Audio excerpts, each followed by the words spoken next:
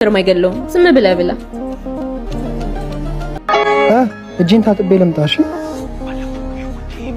ምን አስበሽ ነው አንቺ ግን ተቀናቃኛችንን ልጋብዝ ብለ የጠራሽ? ጅላቱን ባክህ። ለቃለ መጠይቁ ሶስታችን ብቻ ነን ተመልምለን የቀረነው። እነሱ የሚፈልጉት ደግሞ ሁለት ሰው ብቻ ነው።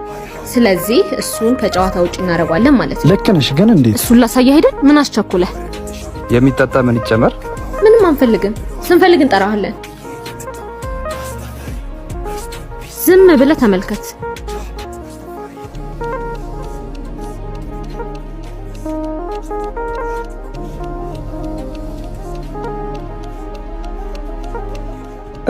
እጃችሁን አታጠቡም እንዴ?